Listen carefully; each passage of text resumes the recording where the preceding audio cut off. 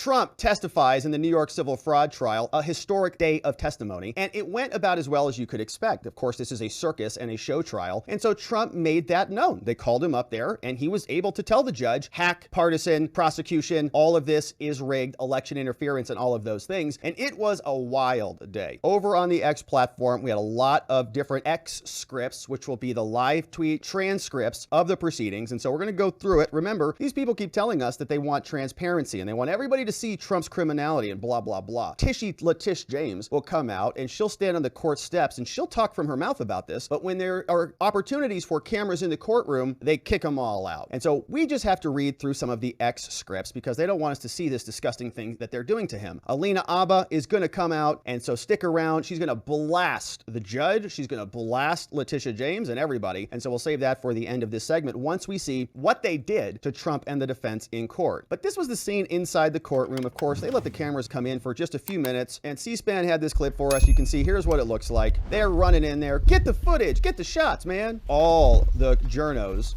in there. Nice shot of the desk. Like to look at that. There's some feet there. And there he is, Trump. Looking good, looking solid, looking fortified. To his left, we have Alina Habba. To his right, we've got Christopher Keese, his other lawyer. And we're going to be hearing a lot from them today, okay? They were very active in the testimony because they're defending Trump, and the judge is scolding him, criticizing him, very irritated that he's not just agreeing to be guilty. Oh, yes, Your Honor, I'll just be guilty here, whatever you say. Not going to play that game. I think I see Jason Miller in the background there. There's other lawyers back here. I think that's Todd Blanche, who's sitting there behind the bar. And so you've got the lawyers who are actually doing some of the work there right in front of the bar. Christopher Keese, Donald Trump seated there alongside Alina Habba. Very serious faces today. This is a big moment, you know, and they're treating this like it's kind of a joke in this courtroom. They're all laughing and making jokes, and Tish James is just sitting there, you know, not doing much of anything. And so that's what it looked like inside the courtroom. And we also have some photos of this. So Trump, you can see here for a brief moment, was making a statement to the press. We will listen to some of that when we get there. We also had Alina Habba, because she came out. She said that we're going to be declaring a mistrial in this case. And near the end of the testimony, we're going to hear how this all exploded. And Alina's furious about it. The judge is furious with them, and it's just a mess. So we'll go through it. Trump was slamming Leticia James. You see a photograph of him here. They put him on the stand, and he's just blasting her, rightfully so, because she is a partisan hack. Same thing here, another photograph from another angle. You see the courtroom is just jam-packed full, and I do know that there were some people in there that we know. Shout out to our friend GoodLawgic on YouTube, who's also covering this stuff. So we've got Alina Habba looking at the camera. Here's Trump coming out, making a statement, motioning with zipped lips with his hands as he left the courtroom. Doesn't want to communicate there. And we'll come back and hear from Alina Habba. Now here's a court rendering of Donald Trump. They even got the hands there in place from inside the courtroom. Another photograph of him, looks like being questioned by some government bureaucrat. Another judge looking at him over to the judge's left. We see here's another photograph. Oh, that's very befitting of this one. You know, looks like this person has a nice favorable opinion of Trump. Now let me make him look as terrible as I can with these chalk pencils. And so other videos, here's another footage. Here's what the judge looked like today. And you don't know it, but right over on his right is his Greenfield, GF, his Greenfield. He's very in love with his Greenfield. Don't you talk about my Greenfield, which is his law clerk who he's gagged everybody over. You can't talk about her, even though, I don't know what was some bizarre thing, even though she's passing him notes like every 2 minutes. So a lot more videos, a lot more camera footage from inside the courtroom, but let's jump in to the trial testimony before we take a break and listen to Leticia James talking all sorts of garbage. And so a lot of people were live tweeting this and live Xing, transcripting this for us. And so today we'll bounce through a couple of them actually, but we'll start the day off with Adam Klasfeld and see what he says. Now he was there on the scene in New York. And of course he gives us a breakdown. He says, getting started, Letitia is in her same spot because she has the cushion just the way that she likes it. You know, when you sit in a long spot for a long time, you kind of mold it into your bottom. And she's been sitting there for, I don't know how many long weeks now, long time. And as we know, her Twitter handle is called Tish James. So her Tish has been just cultivating this court seat for weeks now. Gross. All right. So here she's seated in her usual spot behind the bar, not doing anything. This time she's near her predecessor, somebody called Barbara Underwood, who's also coming in to watch the movie. Then Trump enters the game. Dun, dun, dun. Witness entering. Trump comes into the courtroom. Everybody is existing with hushed breath. Now we're seated, waiting around. The photographers come in. All rise. Oh gosh, it's this judge again. All right, please be seated. completed. Court is now in session. All right. So Judge Engoron is shuffling around his papers. He says, all right, photographers, come on in, do your due diligence. Now, Engoron says, the judge, why don't you bring the gaggle of the journalists in? He says, you know what a gaggle means, everybody? A gaggle means geese. It's usually the word for plural of geese, like a group of geese is called a gaggle. Thanks, Judge, for that. So they were getting ready to go, and this is the big moment in time. This is something that will echo, I think, through the history books. When America looks back and we wonder what was the cause of a lot of our problems, it's going to be moments just like this, where our government is becoming weaponized and prosecuting their political opponents. It's a really sad day, but here we are. Out of New York Attorney General Counsel. This guy's name is Kevin Wallace, just to be clear on who this is. On behalf of Tish James and the rest of the AG's office from the state of New York. Your Honor, the people call Donald J. Trump. Nice job, Kevin. Hopefully you enjoyed yourself. So the former president walks up to the stand. Now, Kev, he starts questioning. He says, okay, Mr. Trump, today we're going to start with your corporate structure and your beneficial ownership of this. Now, Mr. Trump, I have a question for you. Did you form your revocable trust when you ran for president? When did you form it? Trump says, well, pretty much when I won, I formed the trust. Oh, okay. So why did you appoint Don Jr. as your trustee? He says, well, he's a hardworking boy. I won, young man. He's done a very good job. So why did you reinstall yourself, Mr. Trump, as trustee before leaving the White House? So Trump wins, subs himself out of trustee, subs in Don Jr. Leaves the White House, subs out Don Jr., subs himself back in. Mr. Trump, why did you reinstall yourself as trustee when you left the White House? He said, well, because I was going to go back to business. He says, so I was going to go back into business, which is why I had to put myself on the trustee position. And largely that's because you, talking to Kev, and other Democrat prosecutors were all coming after me for 15 different sides. And all these cases you bring in were not good. In fact, we've been seeing a lot of this. They call it weaponization in the media, which is what you're doing to me now. They say, okay, whatever, Trump. They say, all right, Mr. Trump, I want to show you a statement of financial condition. This is back from June 30th, 2011. You recognize it? He says, maybe. He says, I want to show you some bits and pieces of this. He says, well, it's just a statement. I want to show you this disclaimer. You would agree with me that this is an important document, right? He says, well, not really. You would agree that this is an important statement here? He says, not really. In my business, we would call it a worthless statement clause. He says, they were not really documents that the banks paid much attention to. These are just forms. We just sign them, fill it out. Nobody really reads them. Now, Judge Engoron rejected that, of course, because Judge Engoron rejects everything. So Klasfeld tells us that Trump launches into a monologue. We're going to check in with some other people to see what else we missed. But Klasfeld says Trump goes into a monologue. He says, as this crazy trial goes along, he says, we're going to call the bankers and they're going to explain what the process is. Okay. We were working with the banks. The banks know what the process is. I don't even know what we're doing here. He goes on this monologue. The judge interjects. He said, Mr. Trump, can you stop for a moment, please? Now, I want to be clear. The Tish's office has been very patient here. And so no more monologues from you, Mr. Trump. You're instructed, the court is instructing you to answer only the questions presented to you. And the judge is saying this worthless clause stuff doesn't matter, right? So the worthless clause is not relevant. And so that's from Klasfeld. And let's back up. Okay. So he says, here, Trump is on the stand and Trump just said, this is a very unfair trial. I hope the public is watching. The judge says to Trump, Mr. Trump, we're not here to listen to what you have to say. We are not here to listen to what you have to say, which is a strange thing to say to somebody who is testifying, on the stand. We are not here to listen. Well, what am I doing here then, Judge? You are supposed to answer. So Trump's lawyer jumps up, maybe it's Alina, says, Your Honor, hello, we are here to say what he has to say. Judge says, sit down over there, okay? Don't make fun of me. Sit down. All right, proceed. And so they go back to Trump and they're asking him about this form. So the lawyer says to Trump, the Tish prosecutor says, Mr. Trump, so this document's important. You signed these documents and all these things. Is this a worthless clause? Blah, blah, blah. Now I want to talk about valuation. When we're looking at this form, it says value is based on the leases. Is that right? The value of the leases. Is that true? Trump says, well, it's just the estimated value. Prosecutor says, so was the $560 million valuation based on current and accurate information? And Trump says, yes. So the document here is about the mansion at Bedford Springs, right? It says it was valued at $291 million. Was that true? He said, well, I thought it was too high, so we lowered it. Trump says it's a magnificent place, by the way. Someone would pay more for it if you don't build more housing on it. Judge says, all right, let's take a break. So they take a 15-minute break. Now, they direct the witness not to talk about the case during his testimony, all right? So Trump can't talk about anything because we're right in the middle of trial and his testimony. So they're back. We take a quick break and we're back. So Mr. Trump, what was the basis on which you decided to drop the valuation? So you just said it was high, you just dropped it. So the basis? I thought it was high. That's why. And they dropped it. So you thought it was not worth $291 million? Trump says, well, I might sell it for more. Well, when did you decide to lower the valuation? I don't remember. Well, this document said partnerships and joint ventures and 6th Avenue and Bank of America in San Francisco. Are you familiar with these? Yeah. So on this document, it says that you own 30% of this. Is that true? Well, I didn't put up any money. You know, I got a great relationship with Vornado. A lot of people don't understand that. I got a limited partnership, and so that means limited liability, but I didn't have to go into it. And Vornado's great, by the way. So it says, okay, so 30%. So you don't control this entity. Is that right, Mr. Trump? No. We have a very good relationship. And the judge cuts him off because Trump's about to go into something else. This is the judge. You answered your question. Move on. So Trump says, what the heck? He says, that Bank of America building, I think it's the best building on the West Coast, by the way. And the prosecutor from Tish's office says, I didn't ask you about that. I asked you about the value. What was the value of the building? He says, for both? Yeah. Well, that was the hottest period ever for properties. I don't know that I'd sell my interest. It's priceless. There is no value. Prosecutor's getting frustrated.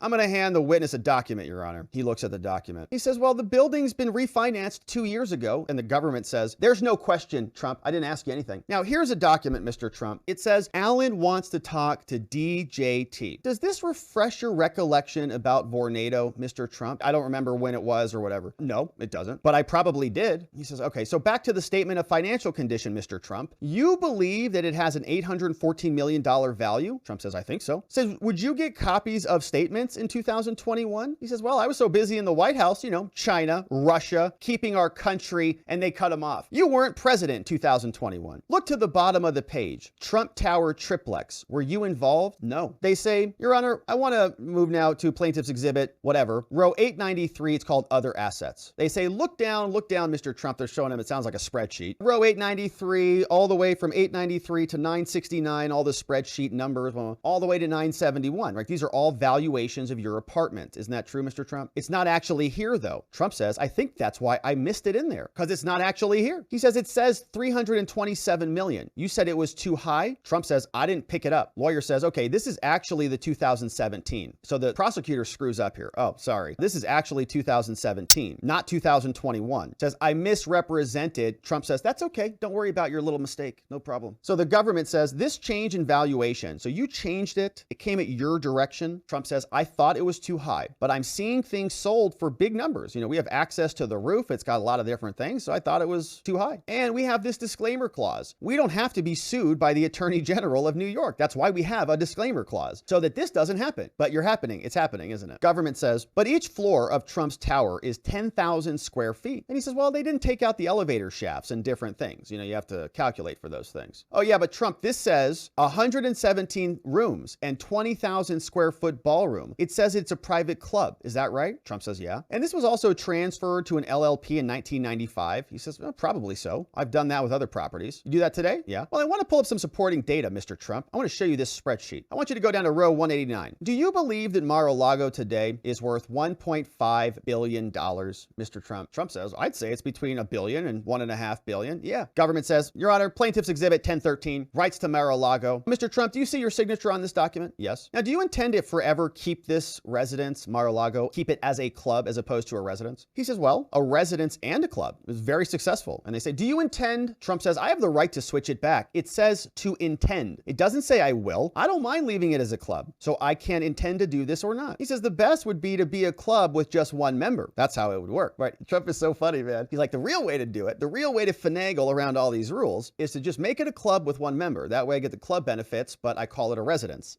or something, right? That's how you do it. It says, whereas the National Trust is the grantee. This was recorded in 1995. Now, you had granted this back in Palm Beach? He says, that's correct. And you said it was a single family home? He says it was. In fact, E.F. Hutton was the person who owned it. He says, this was about an easement, what you're talking about. It was about an easement. I built a ballroom and it was built by me. It was very large, very beautiful ballroom. I have a right to develop on my property, but it's more valuable without building on it. But you stated, Mr. Trump, right? You stated that it would forever be a club. Man, and Trump is way smarter than anybody gives him credit for. You stated it would be a forever club. He says, no, I didn't. It says intends, okay? It's intended to be whatever. He's mincing words with them, and they're not happy about this. So they say, Mr. Trump, the court officer is handing you an article from the Palm Beach Post. In your article, in some newspaper, you say it will forever be a club. Now, you said that in 2003, didn't you? And Trump says, well, that was said with bravado, you know, hello, as opposed to legal intent. Hey-yo, swish on that one.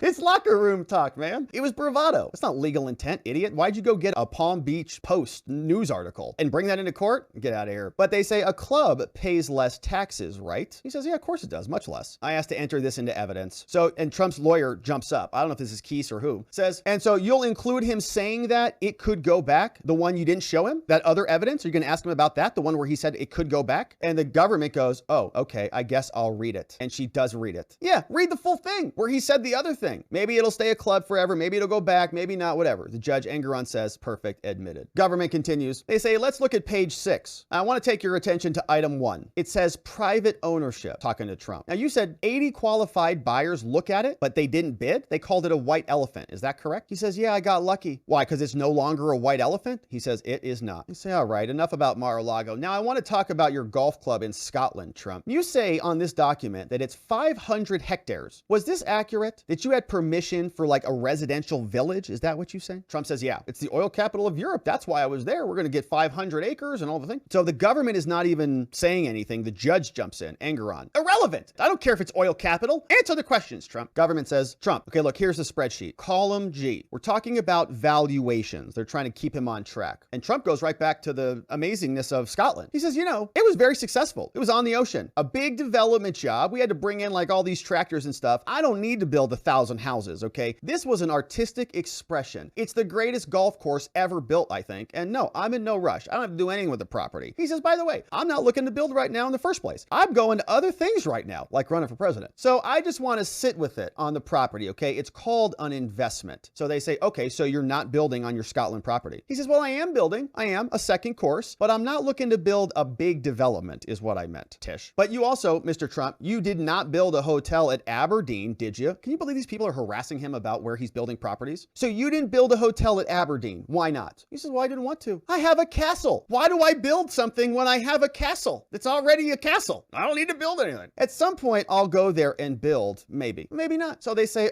they're getting frustrated. Well, what about your $240 million increase in valuation, Mr. Trump? He says, go down to row 49. Well, no, it goes from 76 million. He says, and this says the valuation is based on 2,500 homes, but this comes down to 1,400, and so it doesn't accurately include the number of homes. Wouldn't you agree? Like you're saying that there's homes on there, or there's potential for homes, or there's something with homes, and there is no homes. So you lied, didn't you? And Trump says, well, I could go with a big job if I had to. You know, it's a rich place. It may be the greatest golf course I've ever built. And right, that's kind of a non-responsive answer in reading this. And he says, and so the judge jumps in. He looks over to the government, and they're letting, like, this is their witness. Okay, so they should be able to get control of Trump, not the judge. The judge jumps in and he looks over to the government and he tries to like cut him off. He says, I'm following your lead if you want to let him ramble on, right? The judge is saying this about Trump. If you want to let Trump ramble on, I'll let you do it. And it's like, well, they were already letting him do it, judge. So you don't need to interject yourself. It's not your witness. So the government says, they're like, yeah, great. I want to preserve it for the record. So they're just saying, yeah, let Trump, you know, hoist himself on his own petard. Let him ramble on out there and we'll just catalog everything. So Trump's lawyer then stands up, says, it's not clear, Your Honor, if he was answering about the backup data. And the government says, I don't think it was answered at all. So they go back. Let's rephrase the question. They say, okay, so Mr. Trump, the number of homes that you say were there, they don't match this other property, right? This other allegation. Trump's amazing. He says, think of it like a painting, kind of like what Hunter does. The land is there, okay? You can do what you want to do. You can do either one of them. You can put stuff on there, don't put stuff on them. The land's there. Do whatever you want with them. And they say, well, what about the windmills on the property? He says, yeah,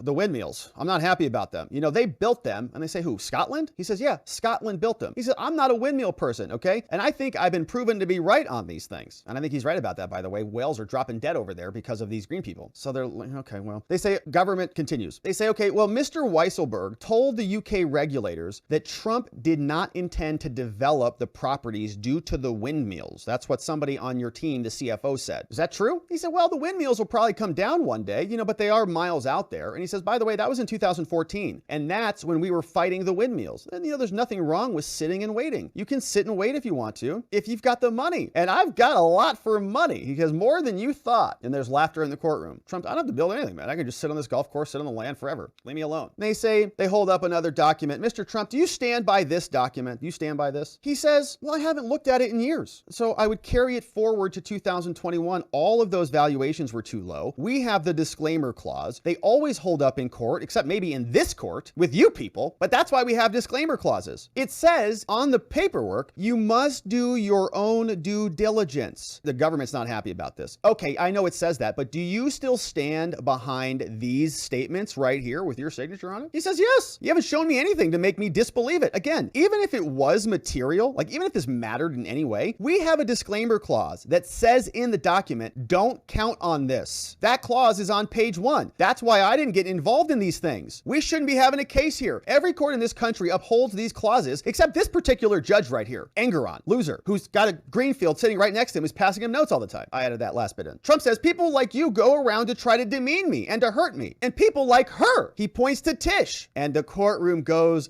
oh, in the courtroom. People like her, who's sitting back there in her little cushion that is all conformed to her derriere.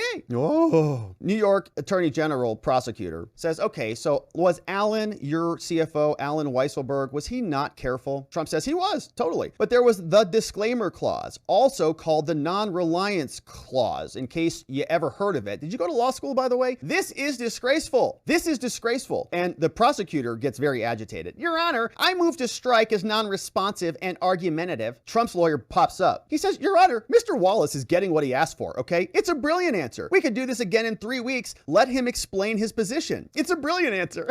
So Trump is mopping the floor with these people. Yeah, there's a disclaimer clause, also called the non-reliance clause. You can call it whatever you want, but it's the same function, idiot. This is disgraceful. Your Honor, I move to strike. What? The answer? You didn't like the answer? This is New York, man. So Trump's lawyer says he's getting what he's asked for. You better believe it. So we could do it again in 3 weeks. Judge says, yeah, leave it in. It's actually a pretty good answer. So sorry, prosecutor. These guys are not that good. The government says, you don't believe the attorney general's positions. You don't believe the AG's positions, which is a wild question to ask Trump. I mean, what kind of question is this? You don't believe Tishy's questions? Trump gets free range now. What kind of a question is this? He says, let's go, baby. I think she is a political hack who wants to be governor.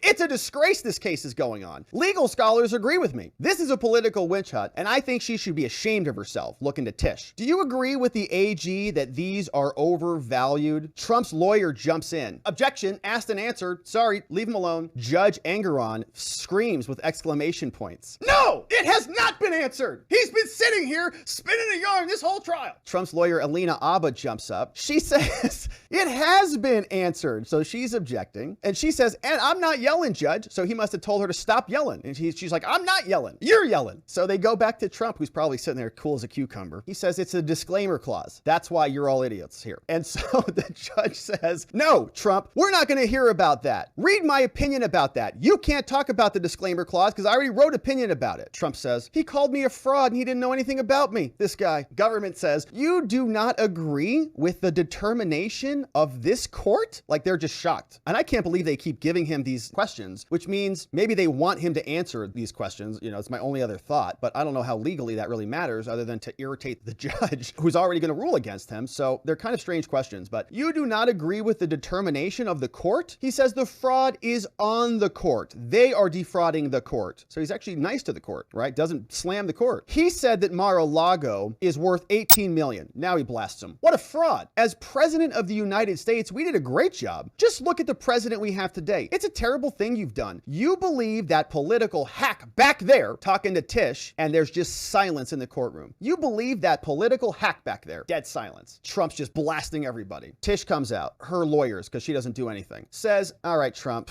let's get this back on track. Says, look, I'd like to go back to the statement of financial condition. It says Trump was responsible for designing and implementing internal controls relative to the presentation of these statements. You see that? It says Donald Trump, you were responsible for designing and implementing internal controls. Now, what did you do on this? Trump says, I hired an accounting firm. Yeah, that's what I did. I hired them. And they charged me a lot of money for this, a lot of money. And I could have just put any number down if I wanted to, but I didn't. I got expensive lawyers and they did the due diligence and they did the review. But isn't it true you told Mr. Weisselberg, your CFO, to use GAAP, G-A-A-P, generally accepted accounting principles? Trump said, well, I told Alan, I said, give the accountants what they want. So Mr. Trump, who was responsible for being compliant with GAAP? He says, well, I'm not sure it's even required, but accountants were paid a lot of money. So what did you do? He said, I've answered that 5 times. Okay, what did you do specifically? Well, what is the answer, Mr. Trump? Accountants. Accountants. That's who I've hired. So you say the Trump organization was responsible to comply with GAAP?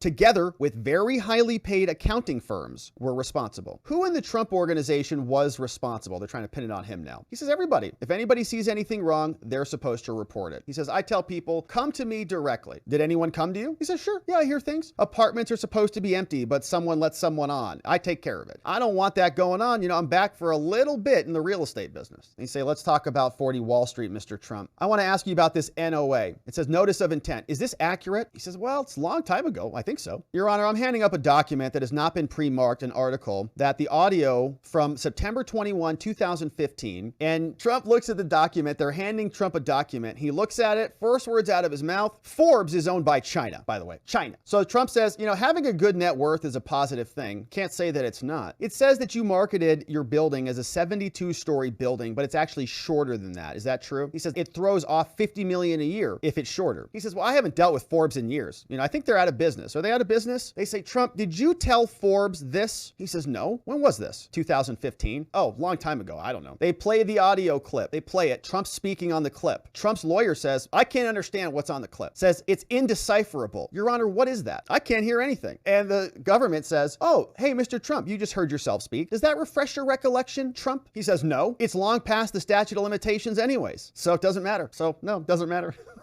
Okay, let's go to page 2, Mr. Trump. On page 2, you said you spent millions of dollars. Is that true? He says, well, I spent my own money. We rebuilt the elevators and the lobbies. It's been very successful. But this shows that you had a negative cash flow for 40 Wall Street. Do you agree with that? That doesn't include all that was spent to bring the building up, and now it's leased up. So the number could be correct. He says, this has nothing to do with anything. Okay, this is de minimis. Why are you even bringing it up? Says she doesn't know what 40 Wall Street is worth. She doesn't even know where 40 Wall Street is. It's going to do very well in the future. And he's probably talking about Tish. Now the government continues. Mr. Trump, are you aware of the method that was used to evaluate this? And Trump says, pretty easy. I can look at the buildings and tell you what they're worth. And I actually believe that, by the way, because when you've been doing real estate for 30 years or 50 years or whatever he's been doing, you just get good at it, right? It's just like anything. You have to spend money to make money, says Trump. It's not material, the money. Now they say, let's take all his properties away like they do in communist China. In this country today, a certain judge could do it. The government says, you're repeating yourself. He's like, well, it sounds good though. Government says, this says on this document, negative cash flow. Did you know about this negative cash flow? Trump says, well, it could have been negative, maybe for 1 year. It makes a lot of money now though. You know, you have extraordinary expenses. The money that we borrowed, it's all current, it's all paid off. Not one bank lost any money, not one dime. Government says, I want to show you another exhibit. This is an email with Donald Trump Jr. and the Wall Street Journal. Is this your email address? Trump says, I don't know. Did you communicate with the Wall Street Journal about this? I don't know. Well, who told them that it was worth $600 million? Who said it was worth more? He said it could have been worth more than that. Well, was there an appraisal on it? He says 12 years ago? Well, I don't know. Did you tell this to the Wall Street Journal? Alina asked and answered. They're already asking him this. Judge overruled, and they carry on. So we get a 5-minute warning. The judge continues, and the government continues. Mr. Trump, why did you have a statement of financial condition? Why did you have a statement of financial condition? I can't answer that, says Trump. But I think it's a positive thing to have, even for myself. But with the disclaimed clause, because it's a disclaimer, no one relied on it. They were supposed to do their own due diligence. Did you deal with the private wealth management group at Deutsche Bank? Trump says, yeah. Your Honor, I think that's a good time to break for lunch. And they go to lunch. And we're back. Hope your meal was delicious. Trump's back on the stand. Reminder, you're under oath. Mr. Government, please proceed. And they do. Mr. Trump, court officer is now handing you what's been marked as Exhibit 416 from Deutsche Bank. It's called a term loan agreement from 2012. It says, let's go to page 6. Now, is that your signature, Mr. Trump? He says, yes. Now, on page 105, the guarantor, did you sign this document? He says, yes, I did. Now, on this page, specifically, it says this in order to induce lending. Do you see that? Trump says, yes. Government says, little Roman 1. It says, as of June 30th, 2011, do you believe that it was true and accurate in order to induce lending? Trump says, yes, I do. Carrying on. From Inner City Press. Did you sign it? Let's go to page 6. Did you sign it? He says, yes. The guarantee, did you sign it? Yes. Were you aware this loan required you to retain liquid? He says, yes, cash. It was based on my cash. They were not interested in anything other than cash. And do you believe you complied with this loan? He says, yeah, I had a lot of cash. Were you aware this loan required you to maintain this? He says, look, I had the cash they wanted because of other people. In this deal, I agreed to put up the money necessary to complete the job, and I did that. Now, I want to ask you about this other exhibit from Deutsche Bank. Is this Trump Chicago residential? He Trump says, yeah. They move to admit. And Trump's lawyer says, objection, Your Honor. It's past the statute of limitations. They can't continue with this. Judge Engoron says, overruled. It's coming in. Mr. Trump, so this document required you to keep $50 million liquid, unencumbered in your bank account. It's a nice bank account. 50 million.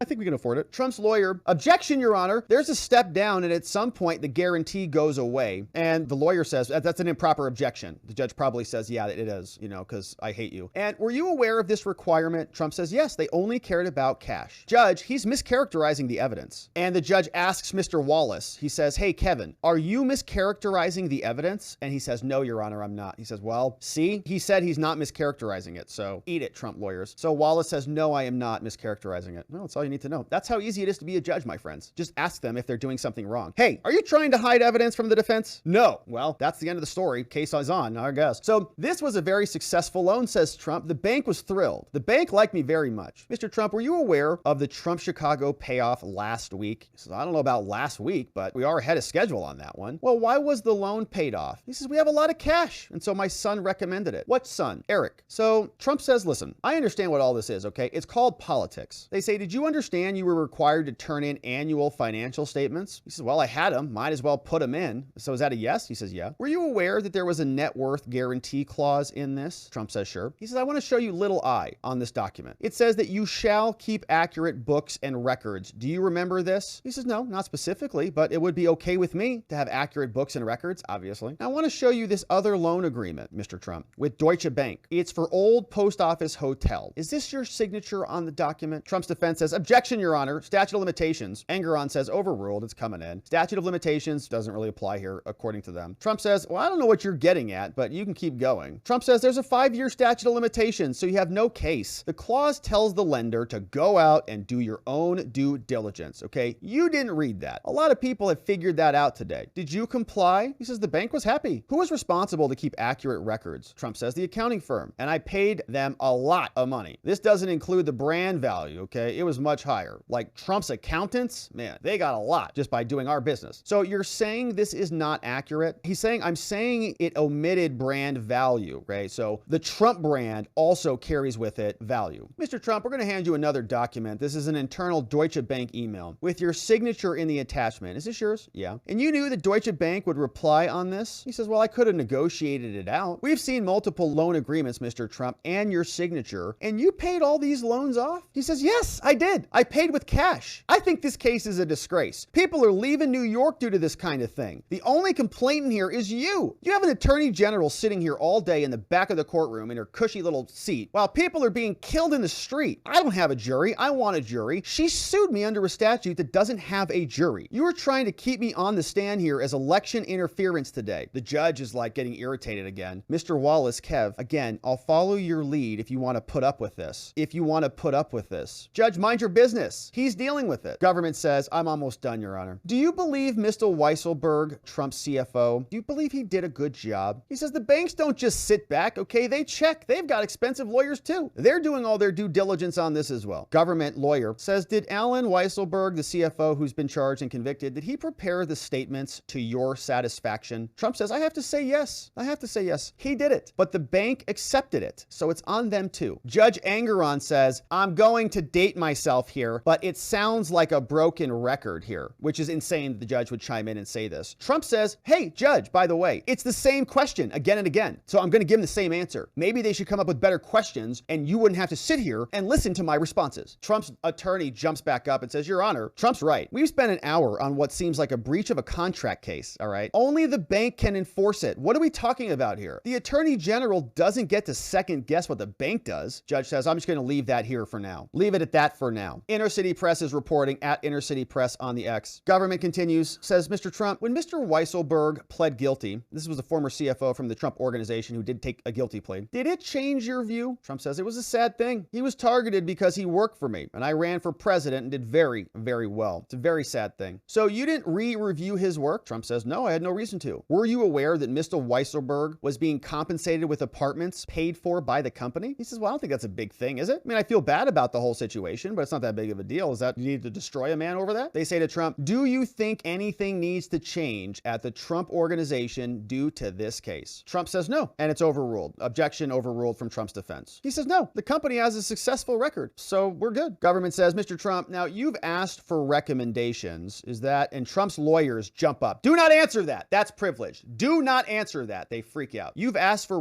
nope, privilege. All attorney-client privilege. Don't respond. Engoron says, I disagree. Trump's going to answer. Please answer. Trump says, yeah, we have asked for recommendations. And who have you spoken with for those recommendations? He says, Eric Trump. Now, we've got nothing further at this time from the government. And Engoron says anything from the defense side for cross-examination? Nope. No cross-examination from Trump. So Trump is done. Anything else from the defense? No, done. And so no cross-examination because Trump did pretty good. I got to tell you, not much there. And they don't have a lot to clean up on that. And so then if they went and did a cross-examination, then there would be a redirect. And so we're not going to do that. They're just going to get Trump off the stand immediately. Done. No cross-examination. And they're going to say that they got Trump to admit that this was done to induce a loan or something like that. But honestly, I think Trump absolutely backhanded them with the response of disclaimer clauses and do your own due diligence. Now, the judge excluded all of that, but I think as a matter of practicality, that's what Trump needed to do to deliver the shield, the force field, to keep him from doing something that might incriminate himself further or be problematic. So I think it was a big victory, but we're not done, okay? So this thing exploded. You can see after the fact, there is more. So Trump's lawyer now jumped in and says, Your Honor, how can we file a moment with the material in your gag order, a motion? How can we file a motion with the material in your gag order? Okay, now last week, we were having conversations about the gag order on the Trump lawyers. Trump's lawyers have been gagged from talking about Judge Engoron's Greenfield, his GF, who sits right next to him, like really close to him, too close. He's always looking at her like, hey, baby, I love when you stamp my motions. I love when you stamp my orders. And it's a strange thing that's happening, but she's like passing him all these notes, probably because he's not that bright. And he's taking directions from like a co-judge. And so Trump's defense is wondering if we're watching all of this problematic behavior that's not proper, right? Either the judge or not the judge. You don't have like two judges. How can they comment on that? How can they bring that to the attention of the public? One way you would do it is by objecting to it. He said they can't even talk about her. Like, my point is, if she walked over to the judge and started giving him a massage and said, you're doing a great job, Judge. Hey, baby, you're doing a great job. Could they comment on that? I don't think so, because he said that they can't comment on her at all. So like that would obviously be inappropriate. The notes are inappropriate. The collusion is inappropriate and they can't talk about it. And we were wondering how they were going to do it. I'm like, well, I don't know. I think they have to file a motion. Maybe it's under seal. Maybe it's ex parte. I don't know what it is. So they asked the question, the same question that we had. Your Honor, how can we file a motion with the material in your gag order? So apparently Judge's Greenfield, which is his GF, who's his law clerk, he's in love with her, says, I got to bring it up. The judge responds and says, I am prohibiting you 1000% from referencing my confidential communications for the safety of my staff. You can appeal me, which I guess is where we'll go. Again, this is like, you have to take your beating and you can't say anything about it. You just have to sit there and shut your mouth. And you're saying, well, my whole job is to like file motions and like respond to a beating. Like that's my entire job. Like I'm a lawyer. I took an oath. I have clients that I represent. I've sworn to perform ethical standards. Like I have to file a motion on behalf of my client. What do you want me to do? I am prohibiting you 1000% from referencing my confidential communications for the safety of my staff. You can appeal me. And Trump's lawyer is dead right. They say, we cannot file that motion without including that prohibited information. Like we're going to talk about your GF's notes. Your Greenfield is like passing you notes. It's totally inappropriate. Maybe she is massaging him. I don't know. We have to file. And when we file, it's going to include the prohibited information. Now listen to what the judge says. Judge Engoron says, don't file that motion, Chris. Whoa. First name? That's pretty big. When my mom used to say, Robert, I was in big trouble. Like big trouble. Wasn't good. Only happened rarely because I was such a splendid child. So first name. Now I also can confirm that this is accurate. And how do we know that is because I had a great conversation with GoodLawgic today, who is going to be sharing his reaction to all of this. And he said that that was verbatim. He said, Rob, you're not going to listen to this. Believe this. The judge literally told him, do not file. Don't file that motion, Chris. GoodLawgic said that. So GoodLawgic is going to be covering this later tonight. Make sure you're following him. Incredible, right? Don't file that motion. Trump's defense says, we can't be precluded from raising the issue. What do you want us to do? You can't keep it out of the record. Judge says, I told you what not to bring up. Yes, I'm directing you not to make that motion. I am going to protect my staff, which is crazy, man. Like, what is this? Trump's defense says, you mean like the contents of the notes, right? Like what's inside the notes. We can't see what's inside the note. That's what you're talking about, right? Judge says, no, even that they exist, which is crazy because, of course, everybody's live tweeting this. Joe GoodLawgic was there. He's like, oh, we all know they exist. Courtroom's full. A lot of people there. A lot of people watching and listening and retweeting. So even that they exist, we can't even talk about it? Judge says, give me a moment to have a confidential communications. Give me a moment to have confidential communications. He whispers with the person next to him, probably Greenfield, and then he comes back. He says, why don't you file your motion, do it by an order to show cause, but don't do it in front of hundreds of people. Now, I'll sign it or not. And it's like, Judge, you just brought up this whole thing in front of hundreds of people. So he's trying to cover up for his law clerk. So Trump's lawyer says, we'd like to start our case on Monday. And they say, okay, congratulations on getting this far. I don't know if we'll have a rebuttal case, says the government. And the judge says, save it for Thursday. We're adjourned. So it's unbelievable. Now, this is from our friend Joe. He was also there. He said, this is the first 30 minutes of testimony so far this afternoon. And he was there. He said, multiple exchanges that work in this way. Verify Donald Trump's signature. Okay, it's like a same flywheel, same flow chart. Love this. Almost a mind map, as it were. It says, verify Donald Trump's signature on a doc. Read a covenant from the doc. Is this your signature? Yeah. Then read it. Oh, it says this. Is that true? And then they have to go into one of different buckets, right? So Trump either submitted an annual statement and they say that you're required to maintain,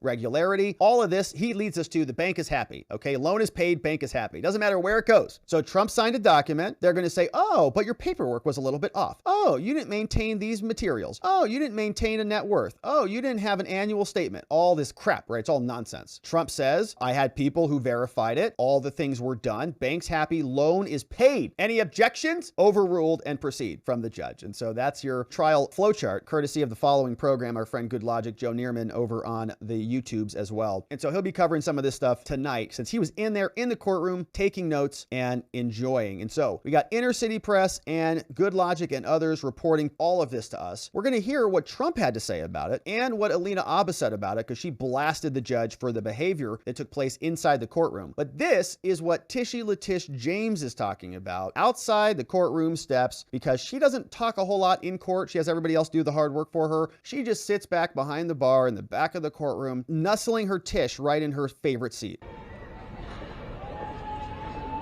This morning, Mr. Trump will take the stand in our trial against him, the Trump Organization, and other defendants. Mr. Trump has repeatedly and consistently misrepresented and inflated the value of his assets. And before he takes the stand, I am certain that he will engage in name-calling and taunts and race baiting and call this a witch hunt. But at the end of the day, the only thing that matters are the facts and the numbers. And numbers, my friends, don't lie. Thank you. Real tough there, Tish. Oh man, she's so hardcore. She's so tough. She can't even do a trial. She just sits there in the back and just, goes out in front of the press and makes statements. Did Trump race bait her? He did call this a partisan political witch hunt, and he's dead right about that. So during one of the moments where Trump could actually speak, he came out and made the following statement. Mr. Trump, you looking forward to testifying today? I am.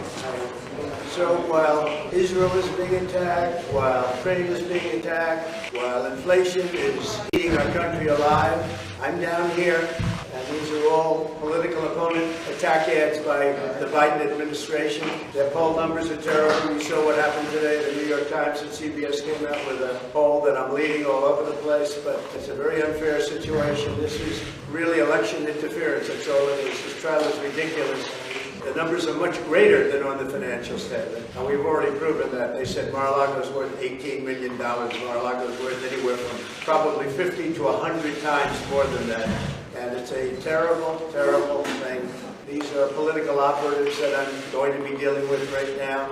You have a racist attorney general who made some terrible statements, and we just see some more that came over the wires today. And it's a very sad situation for our country. We shouldn't have this. This is for third world countries, and very unfair. It's very unfair. But in the meantime, the people of the country understand it, they see it, and they don't like it. Because it's political warfare, as you would call it, or political lawfare. Another name. I got a lot of names for it. But usually it takes place in third world countries and banana republics. Nobody's ever seen that to this extent We've never seen it here. But we will go along, and we will hopefully very well in every regard. We'll win the election, and we'll make America great again. That's what we're going to do. We're going to make America great again. But we have to take away from the thugs that we deal with and the horrible people that actually must hate our country to do this. But we'll fight very hard for our country. Thank you very much, everybody.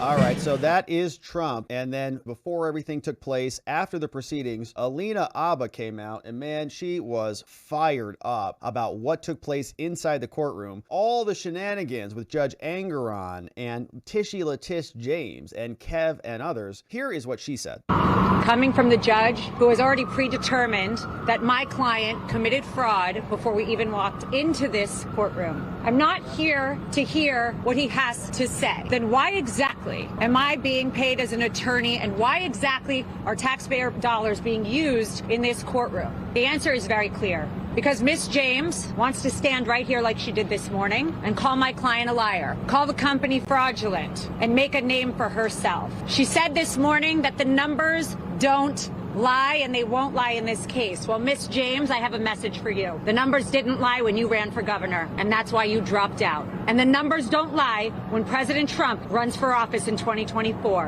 And those numbers are loud and clear. This country is falling apart. And if we don't stop corruption in courtrooms, attorneys are gagged, where attorneys are not allowed to say what they need to say to protect their clients' interests. It doesn't matter what your politics are. Everyone has a right in this country to get up and put a defense. I don't care who you are. You have a right to hire a lawyer who can put objections on the record. You have a right to hire a lawyer who can stand up and say something when they see something wrong. That's our job. But I was told to sit down today. I was yelled at, and I've had a judge who is unhinged slamming a table. Let me be very clear. I don't tolerate that in my life. I'm not going to tolerate it here. And you know what? You shouldn't either. Because not every American citizen gets a camera and a microphone. And what I'm seeing is such a demise of American judicial system and democracy. Miss James came out this morning and said that she knew Mr. Trump, and she always calls him Mr. Trump because it kills her that he was the president. But the 45th president of this country, one of the best presidents we've had, has built a great company. It's worth a ton more than that statement of financial condition. And she doesn't know how to get out of it because her politics won't allow her. She calls him a bully. She says he's going to bring out racial slurs. He's going to say things today and taunt her. Well, Miss James, you taunted him before you came into office, before you saw one record,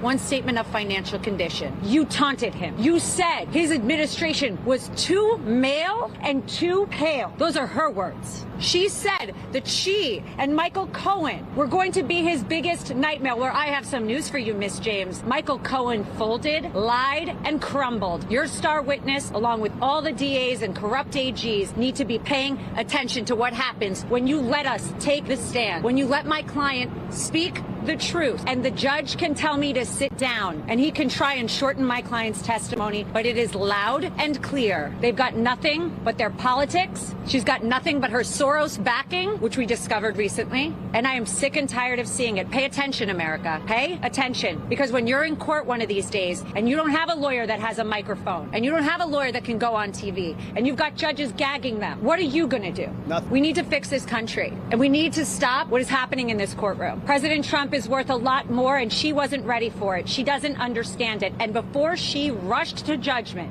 she should have thought about attacking somebody with over 50 years of real estate expertise who changed single-handedly the skyline of New York City. Amazing. She picked the wrong person, and her politics will fail for it. Amazing! Alina Habba blasting Tish James and this entire scam prosecution, and I can't tell you how exactly right she is. Absolutely brilliant, because what she is articulating is the slippery slope danger zone that we're all waddling into, and the Democrats are just creating a weaponized strategy, which is using the law to take out their political opponents. And it's not going to stop with Trump, right? Trump is the current incarnation. These people are power-hungry maniac monsters, and anybody who challenges them is going to get this routine. Businesses, personal freedoms are all being gobbled up because people voted and asked to check an election. We have some questions about this election. You're going to jail now for asking a question about that. We have questions about a judge and his corrupt footsie games with his law clerk called Greenfield, and you can't even comment about that. You can't even raise an objection. You're getting beaten down in this circus courtroom, and you can't even lodge a complaint. That is antithetical to America, and Alina Habba is right, blasting him accordingly. And so we'll continue to cover this, my friends. Trump testifying, he's going to be done, but the trial is not, and the lawfare is not. So thank you for subscribing. Thank you for liking this video and visiting robertgovea.com to sign up for our daily newsletter. We're going to be covering all of the Trump trials, so make sure you're coming back here 5 p.m. Eastern time for our daily live streams covering this trial and more, and we'll be looking forward to seeing you on the next one.